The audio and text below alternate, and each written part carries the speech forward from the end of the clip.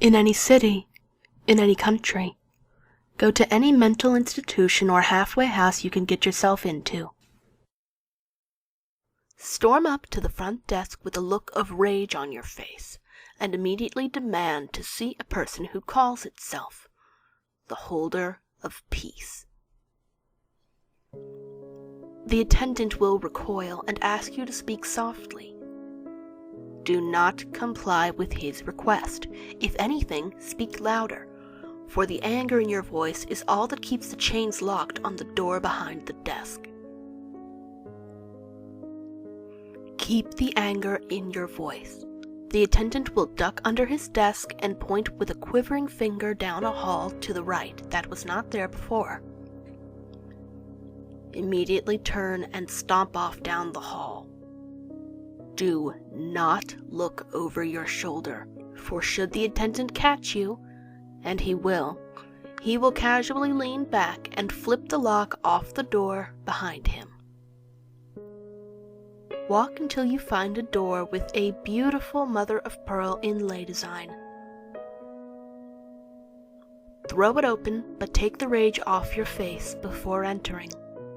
The ones inside do not appreciate anger. Walk in with a peaceful look across your face. You are in a beautiful, open-aired temple, with ivy curling up the marble pillars and exquisite mosaics embroidering the walls. The door will lock behind you. Do not try to open it, for it never will. And the monks wandering about in beige robes will do anything to get you to stay, even if it means your death. Meander around. No matter what language you speak, the monks will speak it too.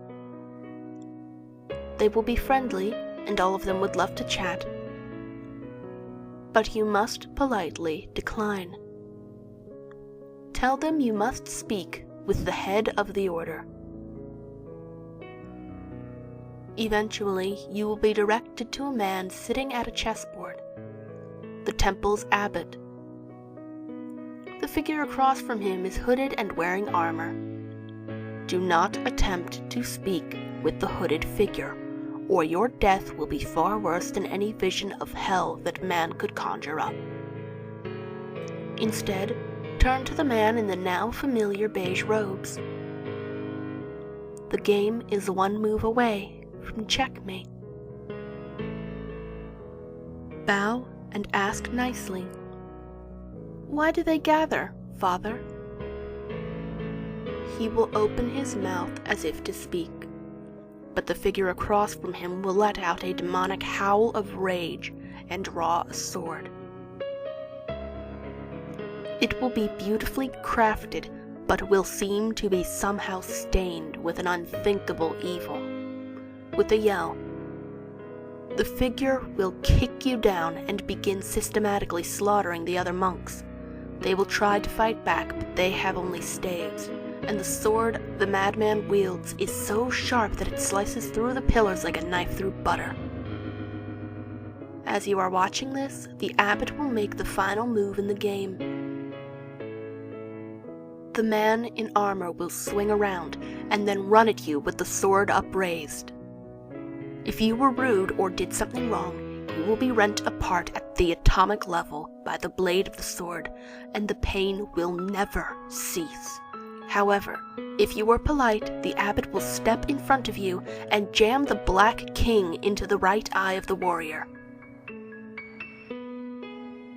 Pay no heed or sympathy as he falls to the ground screaming, or the abbot will whirl around and do the same to you with the White King. Instead, focus on the abbot, who has now turned around to face you. He will tell you why they gather. It is a long tale, so fraught with bloodshed and horror that it may well rupture your mind.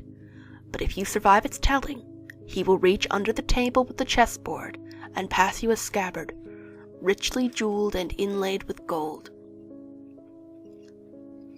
Though you have never seen it before, you instinctively know that it matches the sword the warrior was wielding a moment ago. Do not hesitate. Take it, walk over, pick up the madman's sword, wipe it, and sheath it. Buckle it on as well. You will soon have need of it. Move to leave, but before you do, the good father will halt you and gesture towards the face of the warrior, whose hood has fallen back. He was handsome, but pay no heed to that. The one thing you should be focusing on is the fact that the Black King is gone. Look up at the abbot, who will nod and say one word. Regicide. A flash of light will blind you, and when your sight returns you will be standing on the curb, 2 blocks down from the asylum. Step back onto the sidewalk. You don't want to create an accident. The sword you now wield once belonged to the White King and is object number 45 of 538. The Black King is running from the scene of his murder, and the White King's sword longs for vengeance.